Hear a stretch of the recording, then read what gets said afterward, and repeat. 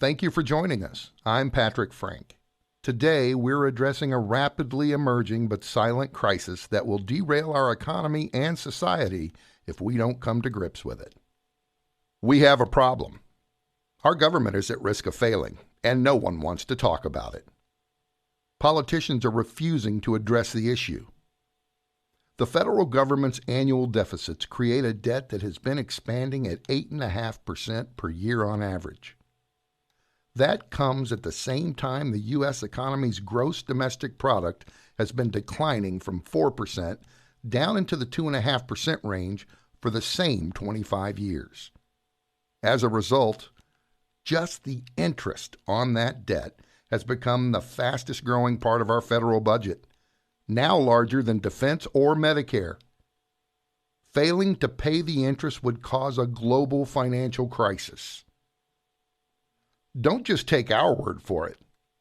Founding Father Alexander Hamilton, the architect of the Federal Reserve, proclaimed that the country could borrow, but it would have to raise taxes to repay the debt. Warren Buffett, the sage of Omaha and president of Berkshire Hathaway, says, "The U.S. deficit is unsustainable. Hold the members of Congress accountable." Ray Dalio, the founder of hedge fund giant Bridgewater Associates, says, quote, "The new federal budget will likely cause a debt-induced heart attack in the relatively near future. I'd say 3 years, give or take a year or two." In February of 2026, the Congressional Budget Office, CBO, made the front page of the New York Times and the Wall Street Journal, sounding the alarm that the interest on the debt is not sustainable. In April, Federal Reserve Chairman Jerome Powell joined the chorus. To consider the enormity of our collective failure of recent fiscal leadership, the blue line shows our cumulative debt from 1965 to 2000, and then from 2000 through today. It took 35 years for our leadership to run up a $5 trillion deficit, and only 25 years to run up 7 times that amount. What we are seeing is a gross abdication of our fiscal responsibilities. All parties have abandoned fiscal probity in favor of partisan bickering, which, if unaddressed, will grind our U.S. economy to a halt. When is a debt ceiling not a ceiling? When it becomes a floor just a few months later. 4 times in the past 5 years, our leaders congratulated themselves on setting a ceiling on the federal debt, only to raise it repeatedly a few months later. One is reminded of the child that asked his parents for another credit card because his card was maxed out and he would rather not pay what he owes. And by the way, would you lend him the money so he can pay the past due interest before it jumps to 18%? What is the more incredible part here? The request, or that you gave him another card? Yes, you. You voted to give it to him. Another look at the enormity. Yes, that is the correct number of zeros. And your family share has already gone up 7 times over just 25 years, heading for 10 times. And the response is that our leaders just voted to raise the debt ceiling by another $5 trillion while extending the tax cuts. That is just not rational.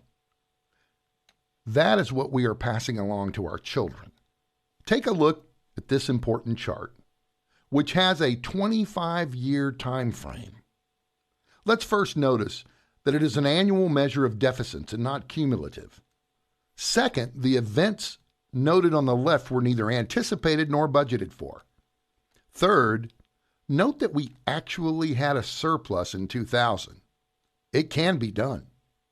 Fourth, note that every year has had a deficit regardless of the party in power. This graph also has a 25-year time frame and reflects the deficit in cumulative fashion and as a percent of gross domestic product. First of all, we see that the national debt has grown from 30% of GDP to 100% of GDP by 2023. By breaking the deficits into categories, we see at the bottom right that 28% of the deficit was responding to unanticipated financial crisis. At the top in red, we see that 33% was due primarily to wars and discretionary spending. But the biggest deficit contributors were congressionally approved tax cuts at 37%. The most recent budget takes tax cuts to 40% of the total, leaving no slack for the next COVID or fiscal crisis. These are separate line items in the current budget. All have merit and constituencies, with the exception of that black line for interest expenses, which is an orphan abandoned on the steps of Congress. Economic historians say that when the interest expense exceeds the defense budget, the economy will fail. Think Rome, or more recently, the Soviet Union. Are we next? That $880 billion of annual interest expense was only $250 billion 10 years ago. And it will more than double again to $2 trillion in the next 10 years if we make it that far. So, when that black line becomes more than twice as long, what cuts are you prepared to make to your preferred programs? Or is it all up to the other team? To grasp the enormity of the hole that we've dug for ourselves, we would have to cancel all defense and Medicare spending to balance the budget in 10 years. Maybe we should start addressing that now. Interest is rarely addressed. Nobody wants to own the interest expense, but the interest expense will grow and choke off the future of our economy and disrupt our society, not unlike a tumor. Looking at it another way, can we cut spending to balance the budget without a tax increase? Today, we would have to cut all spending by 26%. If you want to set aside defense and veterans from cuts, all other spending would still require a 33% reduction. The next sacred cow is Social Security, and then add Medicare. However, the current administration empowered a new, highly publicized governmental entity known as DOGE to attack fraud and wasteful spending as a means of bringing spending under control. DOGE's goal was to reduce the projected $3 trillion deficit by a third, or $1 trillion. It did not reach that goal. The estimated $214 billion cut represents less than 10% of the projected deficit and less than 3% of governmental spending. Remember, a 26% reduction is needed to balance the budget. Cutting fraud and waste won't get us there. And several of the DOGE cuts have since been restored. The fuse has been lit. It is the interest expense, not the debt, not fraud and waste, that can take down our economy. We have assets to satisfy the debt. We can sell our national parks, sell off battleships and nuclear submarines. However, we do not have the will to raise the revenue to pay the interest. That's on us. And we hold the matches and the dynamite in our hands. What happens if we do not pay the interest? It is somewhat similar to what happens to us when we cannot pay our bills. We borrow money from good friends and then from bad friends. Then we write hot checks, and the interest rates on past due payments skyrocket, increasing the debt. And your creditors call a meeting and start dividing up your assets at foreclosure. Not at fair value. And then you have to move out of your nice neighborhood and your friends avoid you, with good reason. The debt has been growing at 8.5% and the economy has been slowing. The lines will not recross for the foreseeable future. Something needs to change. It reminds us of Wile E. Coyote, but this is no joke. Can we stop the growth of our national debt? Yes! Just balance the budget. Raise taxes or lower the spending or some combination thereof, but balance the budget. But that takes putting the country above party. This is not a red or blue issue.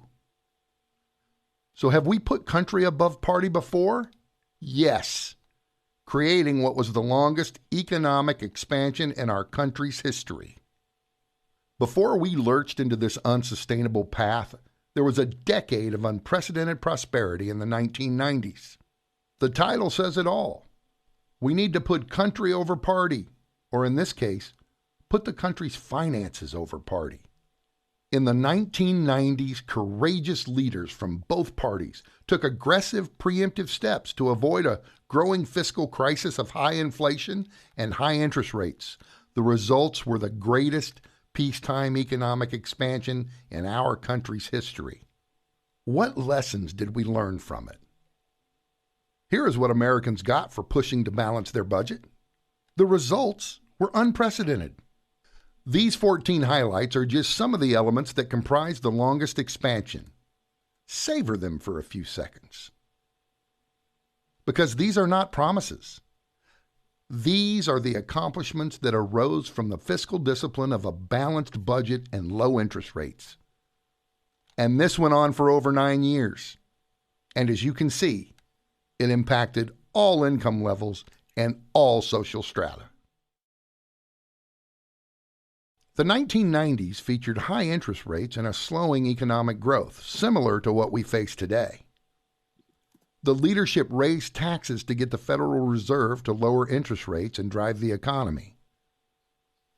The result was 9 years of growth, averaging almost 4% per year, generating 22 million new jobs. Unprecedented, but even better, the income was spread across the board to all levels. The low interest rates, after more than a decade of high rates, drove consumer spending and corporate earnings. And home building soared, one of the better force multipliers of the economy, as well as a foundation for the American way of life.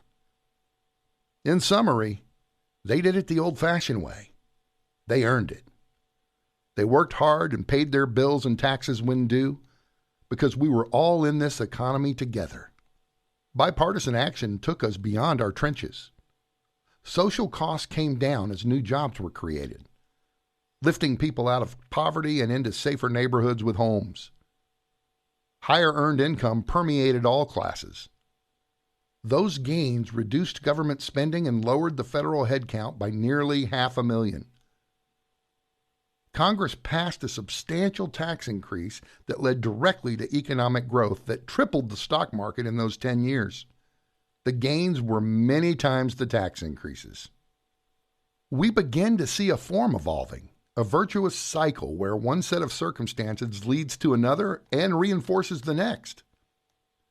When the two presidents, George H.W. Bush and Bill Clinton, put the economy above party, several things happened.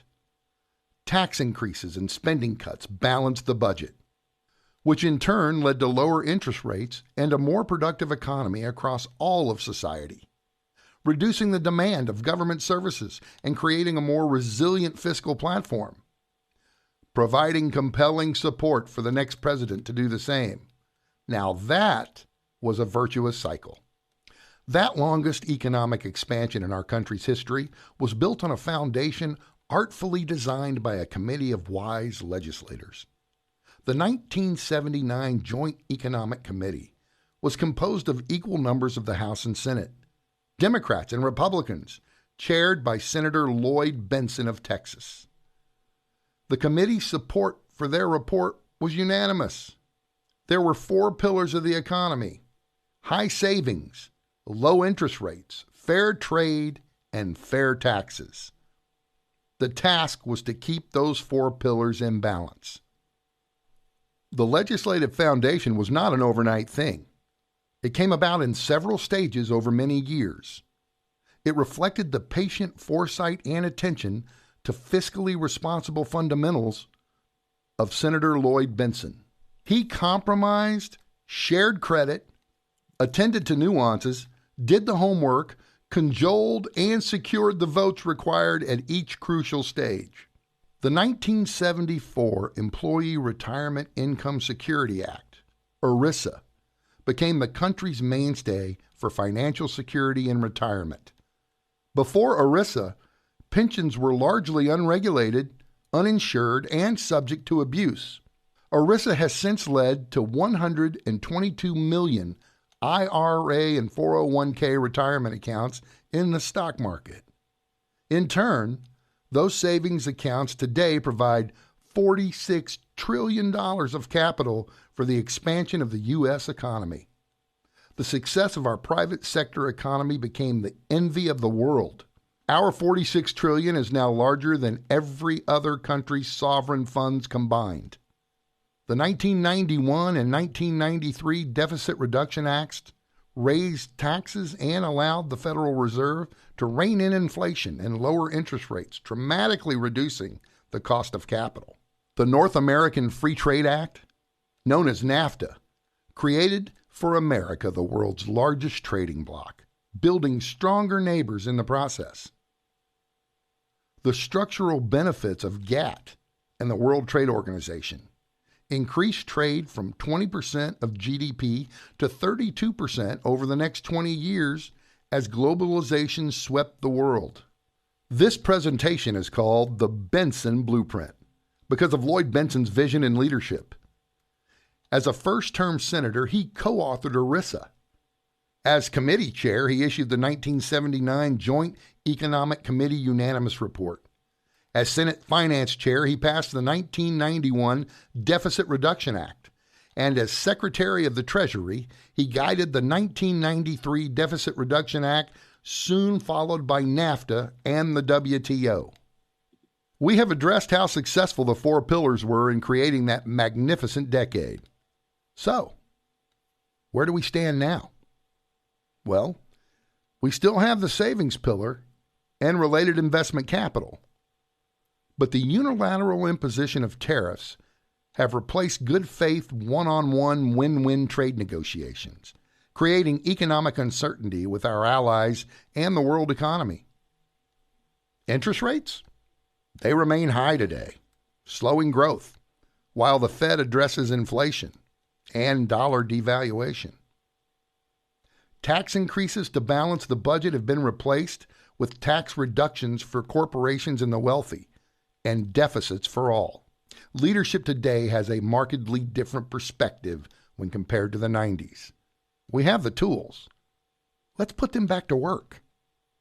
An opportunity for another virtuous cycle emerged last year. The 2017 tax rate cuts were up for renewal in 2025. To extend those cuts would cost the government roughly $4.5 trillion in revenue over several years. However, if the 2017 tax cuts were to expire as previously agreed, the restoration of that tax revenue would basically offset most of the 2026 $1.7 trillion deficit spending that was on the table. The result would have brought us closer to our desperately needed balanced budget.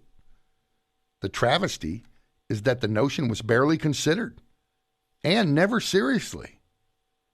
Where was the debate?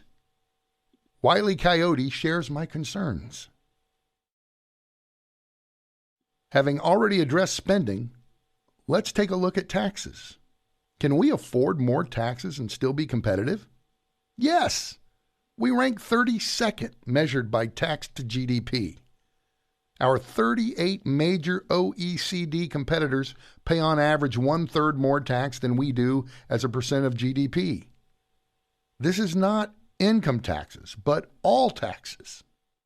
This is the Treasury's actual collection data for individuals after the last round of tax cuts. Down at the far right, we see that the wealthiest pay an effective rate of 25.5% after adjustments on an average income of $1.5 million, even though the highest statutory rate is still 37%. The United States 2025 statutory rate for corporations was reduced from 35% to a flat 21% in the 2017 tax reduction.